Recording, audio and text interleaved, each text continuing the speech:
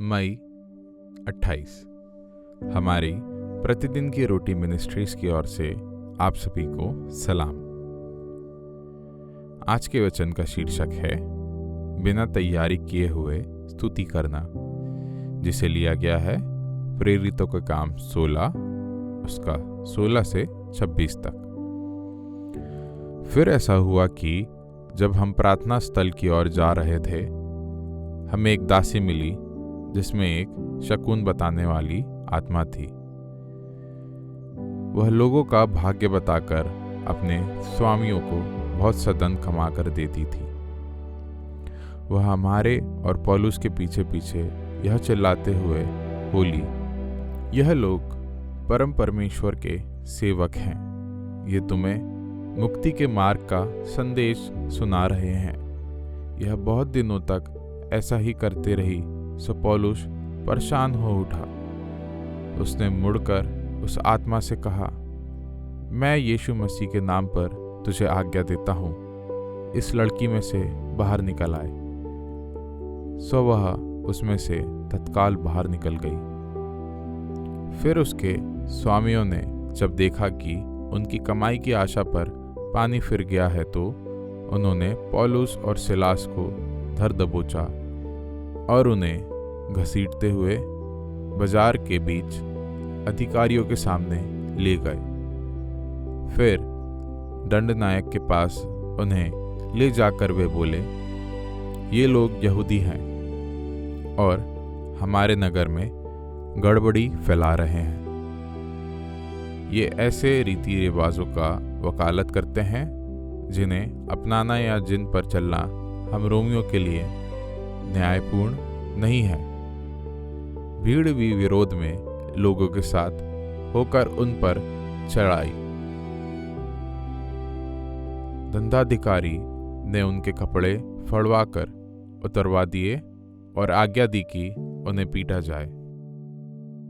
उन पर बहुत मार पड़ चुकने के बाद उन्होंने उन्हें जेल में डाल दिया और जेल के अधिकारी को आज्ञा दी कि उन पर कड़ा पहरा बिठा दिया जाए। ऐसी आज्ञा पाकर उसने उन्हें जेल के भीतरी कोठरी में डाल दिया। उसने उनके पैर काट में कस दिए। लगभग आधी रात गए पौलुस और सिलास परमेश्वर के भजन गाते हुए प्रार्थना कर रहे थे और दूसरे कैदी उन्हें सुन रहे थे।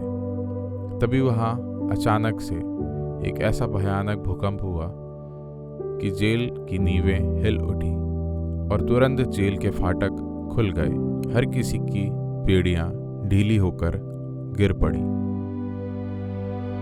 इथियोपिया की एक अल्पकालिक मिशन यात्रा के दौरान हमारी टीम एक स्थानीय मंत्रालय की एक अन्य टीम के साथ उन युवाओं का एक समूह तक पहुंच रही थी जो कठिन समय से जूझ रहे थे और वस्तुतः कबाड़ खाने में झोपड़ियों में रह रहे थे।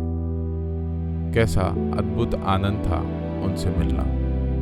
हमने एक साथ अपनी गवाहियां, प्रोत्साहन के शब्द और प्रार्थना साझा की। उस शाम में मेरे पसंदीदा क्षणों में से एक वह था जब एक स्थानीय टीम के सदस्य ने अपना गिटार बजाया और हमें रोशन चांद के नीचे अपने नए दोस्तों के साथ आराधना करने का मौका मिला। कितना पवित्र क्षण। अपनी निराशाजनक स्थिति के बावजूद इन लोगों के पास आशा और खुशी थी जो केवल यीशु में ही पाई जा सकती है। प्रेरितों के काम 16 में हम एक और अचानक रूप से की गई प्रशंसा के समय के बारे में पढ़ते हैं। यह फिलिपी शहर की एक जेल में हुआ। यीशु की सेवा करते समय पौलुस और सिलास को गिरफ्तार कर लिया गया, पीटा गया, कोड़े मारे गए और कैद में डाला गया।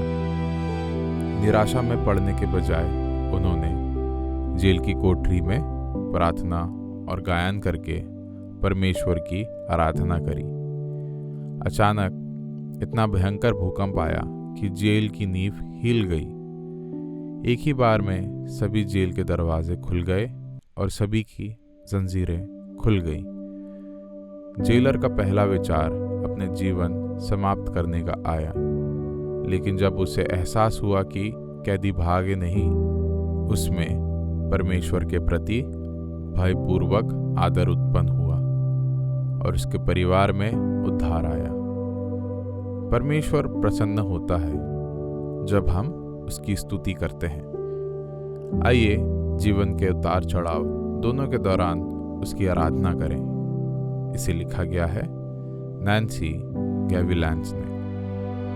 परमेश्वर ने आपको बुरे समय में भी उसकी स्तुति और आराधना करने में कैसे सक्षम बनाया है। जब आपने ऐसा किया है तो उसने स्वयं को उल्लेखनीय तरीकों से कैसे प्रकट किया है। आइए हम प्रार्थना करें। प्रिय परमेश्वर, कृपया मुझे आपकी स्तुति करने में मदद करें, चाहे मैं किसी भी स्थिति का सामना कर रहा हूँ। आमीन।